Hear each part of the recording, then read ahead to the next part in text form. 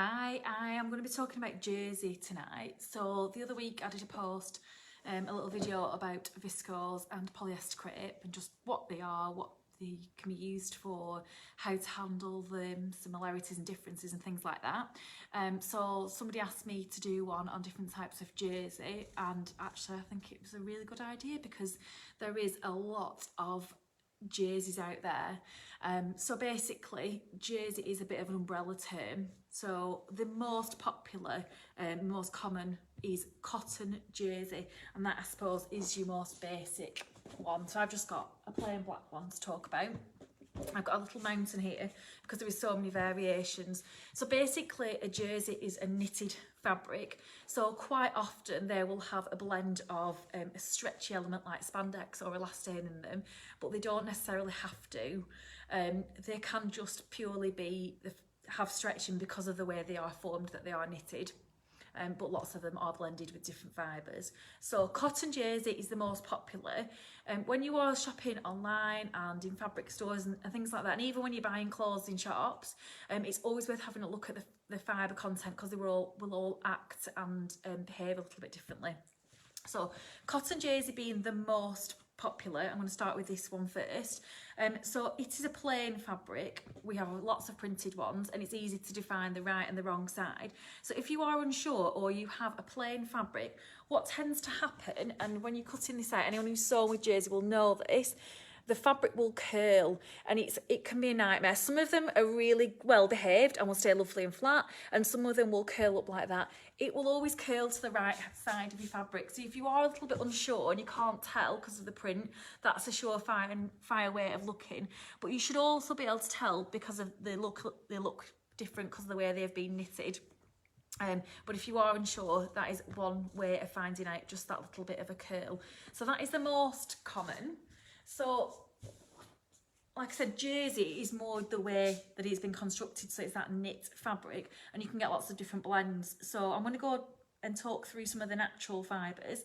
So here I have got a modal jersey, which means rather than cotton, high cotton content, it's been made with modal fabric. So modal and viscose are cellular wood pulps, so both a really similar weight are the floral and the spotted one. So spotted one is modal and the floral one is viscose. So they are a semi-synthetic fibre. So I talked a little bit about viscose the other week, like I mentioned earlier, but woven viscose. So viscose and modal are made from wood pulps, and they are basically the sort of imitation of other fabrics. So depending on how they've been treated, what they've been blended with, and how they've been constructed, they will act like other fabrics. So these have been blended with elastane, and also they've been knitted, so they are stretchy. So just like the viscose that's woven, they are really delicate and quite light. So something to look for when you are buying jersey online is to look at the weight of them. So all good fabric shops will have grams per square metre. So this is a really kind of lightweight one. And obviously if you know it's a lighter in weight, then it's going to be a little bit more drapey, more fluid. So you're not going to get the same sort of structure with it. So they've been blended with sort of semi-natural fibres. And like I said, really kind of lightweight. So the grams per square metre on the cotton, I think the cotton jersey is about 210 grams per square metre, whereas this is much lighter and really quite fluid. So beautiful for summer tops. Obviously, if you're going to be wearing something quite tight fitting, then you know that they're going to be nice and breathable. So grams per square metre is something to really think about. So I've got a variety of things, and some are heavier, some are lighter than the cotton jersey. Obviously will define what sort of project you make. If you've got a really light fluid fabric, you're probably not going to be making something structured like a hoodie or a dress, or a sort of structured dress anyway.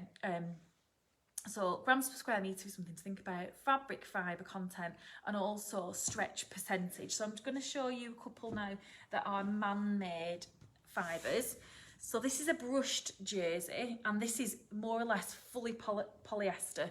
So although it's really quite light and fluid and very, very soft, so it's got the same or very similar grams per square metre as the Viscose and the Modal Jersey, this is made completely from synthetic fibres. So if you were making a tight fitting dress for this in summer and it's nice weather, this might not be as breathable. So it's worth thinking again about kind of the project you've got in mind, the time of year you're making things, that kind of thing. So stretch percentage. When you are making a pattern, quite often they've got something called negative easing. So I'm just going to grab a top.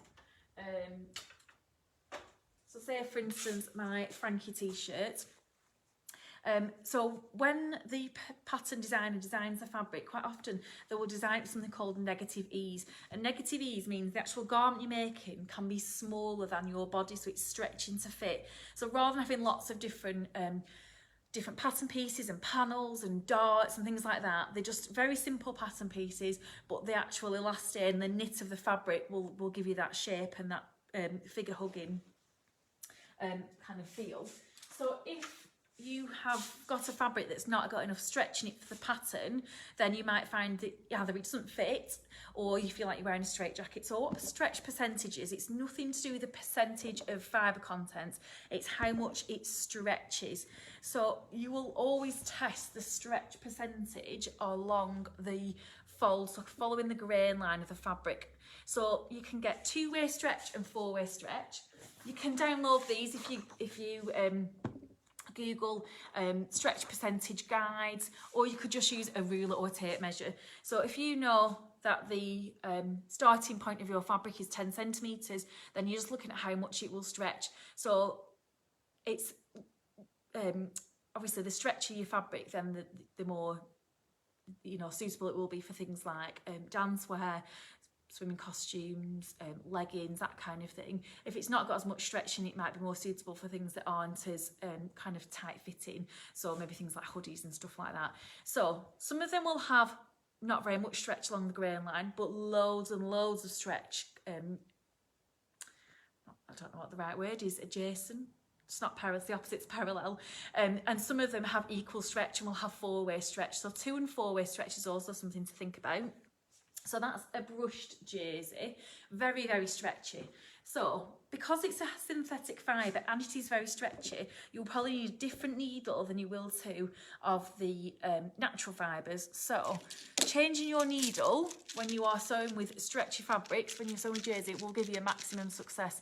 So the majority of the time it is ballpoint needles you will need.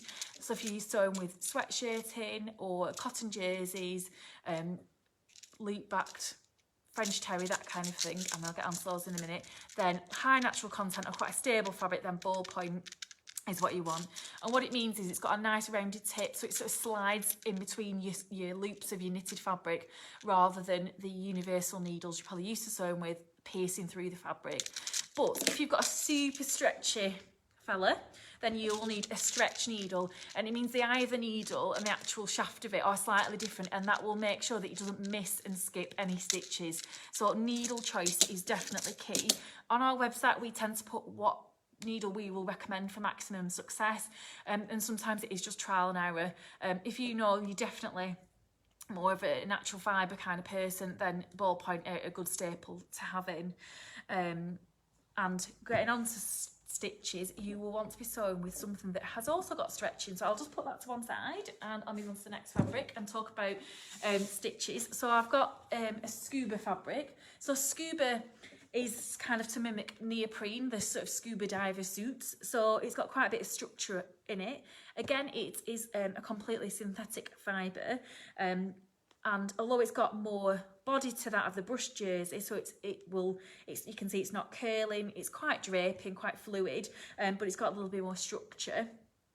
You still would use the stretch needle, although it's nowhere near as stretchy or as fluid and lightweight as the brushed jersey. So stretch stitches, you might have stretch stitches on your sewing machine, and there might be a little section there of a variety of stretch stitches. If you've got a fairly basic machine, then you will hopefully have a zigzag setting.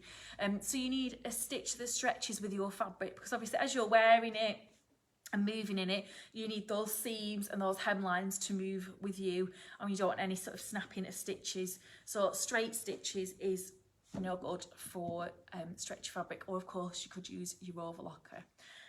So I'm going to try and cover everything. I've got a little hit list as always. So I'm going to show you a couple of different fibre types that are quite similar, and then I'm going to talk to you a little bit about kind of how you'd lay your pattern, and I think that's it. Oh, and some starch spray. So sweatshirting, there is lots of different things under the sort of umbrella of sweatshirting, and again, most fabric websites will show you the back and the front of the fabric. So sweatshirting from the offset, from the right side, can look really nice and smooth and fairly similar to a cotton jersey, but it's the back that will give you the kind of telltale sign. So it's nice and fluffy and soft, and again, you can get different weights, sort of grams per metre. So the heavier the fabric, the thicker it will be. So we've got quite a lot of sweatshirtings ranging from about 340 grams per metre all the way down to quite similar to the cotton jersey. So obviously if it's thicker, it'll be more suitable for winter. If it's lighter, a little bit better for like cardigans and summer weight hoodies and things like that. So sweatshirting, Loopback Jersey and French Terrier are all fairly similar, but are all just ever so slightly different. So this is a Loopback Jersey, and it's got little loops on the back. So it's a similar weight to the sweatshirting, possibly a little bit lighter, but certainly heavier of that than the cotton jersey. So again, nice breathable one, not kind of soft and snuggly, but a nice one to make maybe joggers or things for children, so like children's joggers, children's hoodies, things like that. They're a little bit lighter weight. And French Terry looks, again, on the surface really smooth and very similar to jersey, and not that dissimilar to the Loopback Jersey. So it's got those little loops on the back, but it's slightly finer and again a little bit more fluid. So it's a really nice weight one. So that's the kind of thing you could probably make tops in, and dresses, as well as things like cardigans and hoodies. So there are sweater fabrics, and you can also get something called Sweatshirt Fleece. So all of the three that I've just shown you there, again, have got high natural content, so nice and breathable, nice and soft, mainly with cotton. This is Sweatshirt Fleece. Sweatshirt Fleece is a man-made fibre. Again, it's polyester blended with, I think it's elastane or spandex. And this on the other side is the softest stuff ever. It's got this amazing, like deliciously soft, smooth fleece. So this is the kind of thing I've made hoodies for the children with. Not very breathable, so definitely not one you'd want to be wearing on days like today, but really thick and snuggly for winter. Because it is a high man-made content, it's really stain resistant, it's really good at retaining its colour, it won't shrink, it won't crease. So there's lots of pros to it, but everybody has got different preferences whether they prefer natural fibres or synthetic fibres. And this has got a really heavy grams per square metre, so it's really properly snuggly. So again, just judging your project on that. So almost done. With the different varieties. I'm hoping that I'm not completely bamboozling people, but just giving them a little bit more knowledge when they're buying. Ponte Roma. Ponte Roma is a double knit jersey, so there's two sets of needles, so it's thicker than that of a single jersey, and this can have all sorts of different blends. Ours have got a blend between polyester, viscose and elastane, so they are more synthetic based. So again, they won't crease, they shouldn't shrink if you put them in the tumble dryer. They'll really keep that colour and that sharp, we've got plain ones, but this is obviously a stripe one, really keep that sharp definition in between the prints. So Ponte Roma is a really good one for dressmaking, for dresses and that kind of thing. And it's got that bit of bounce in it, so like I said, it won't sort of crease or whatnot, like some of the natural fibres are a little bit more prone to doing.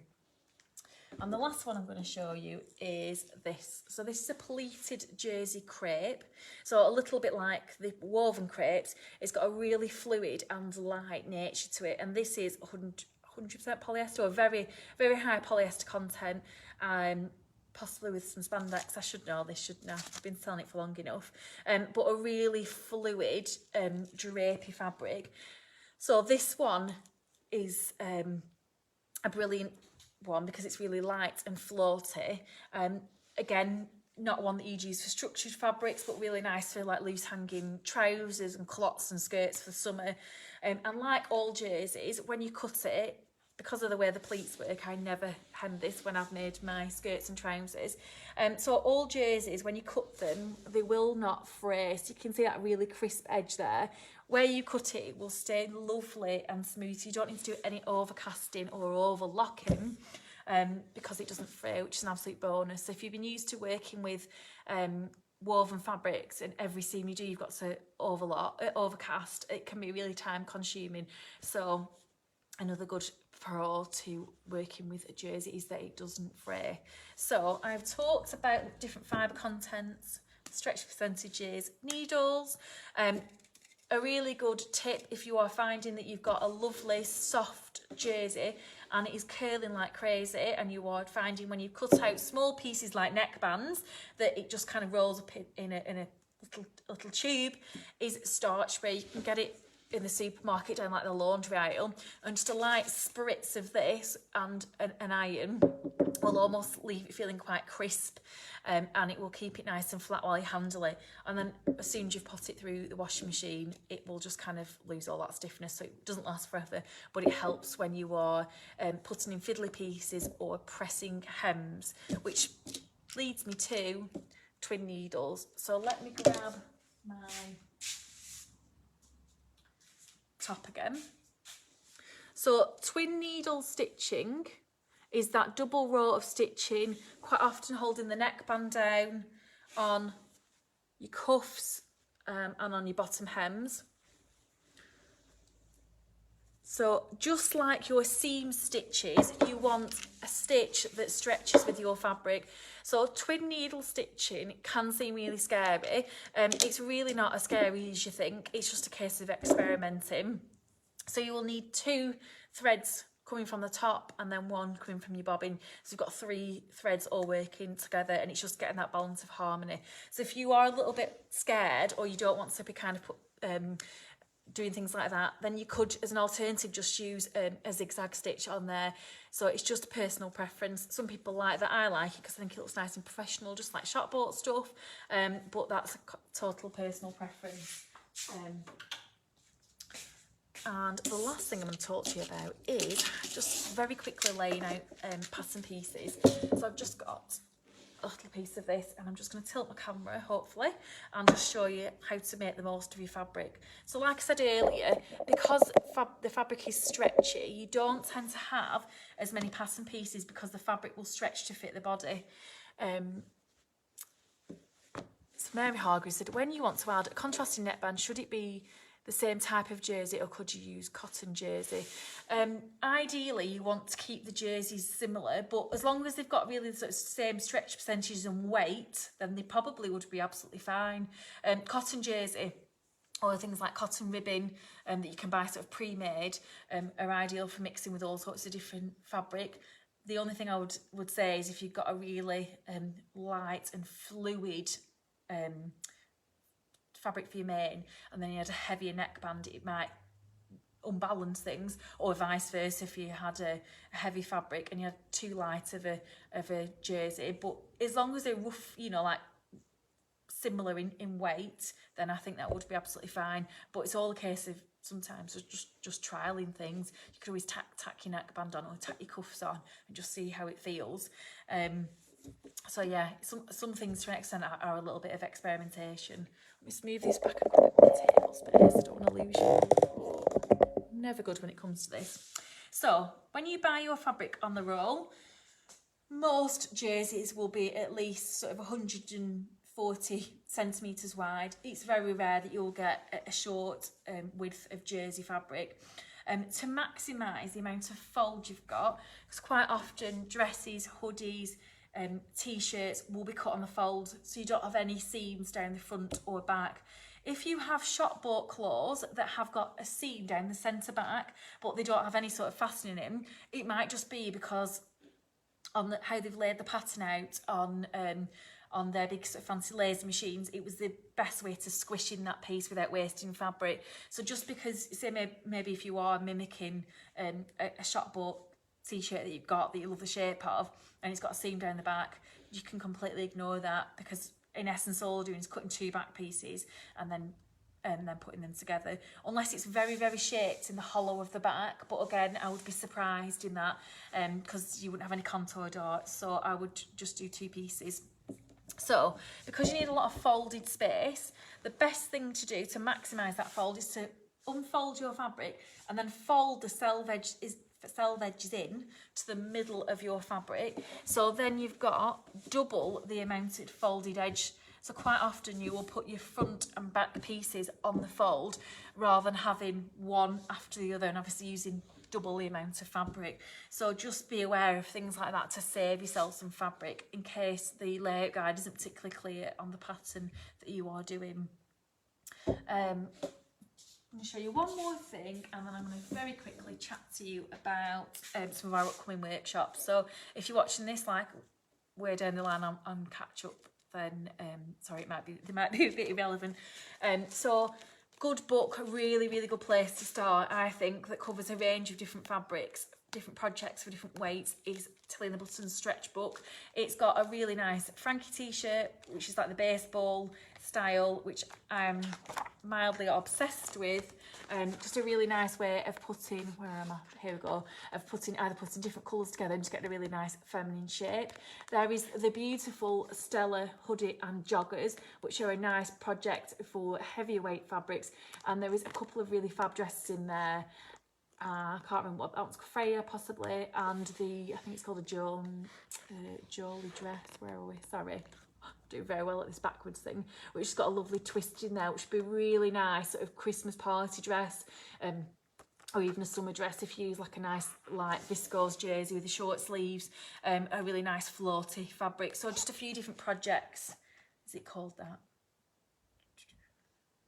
Yeah, Freya and Joni. Oh God, I was right. So just a nice variety of projects where you could use different weights of fabrics to achieve different things in them. So we've got a few jersey sessions coming up. We've got Hoodie Sew Along, which is a virtual one, which is on the 12th of June.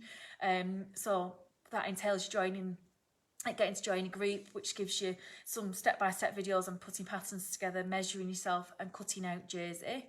And then an actual sort of sew along afternoon where you'll make your hoodie in real time.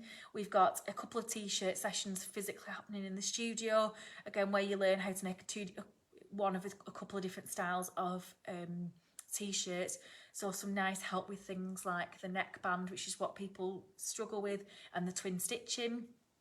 And then we've also got a really kind of basic intro to sewing jersey fabric, which is a jersey scarf session at the end of the month. Again, if you like the idea, you just be a little bit scared or you don't want the best stitches off your machine, and just a bit of troubleshooting and things like that. So some nice different skill levels of sewing with stretch fabric.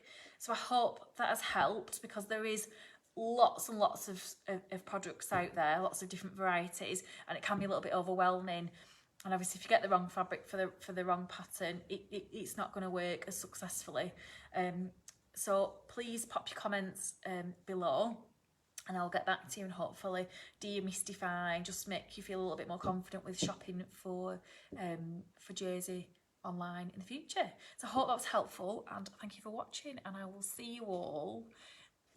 If anyone's watching the kimono session on Friday, that'll be lunchtime, or next Tuesday at the kind of normal time of 8 o'clock. So thank you very much, and I will see you soon.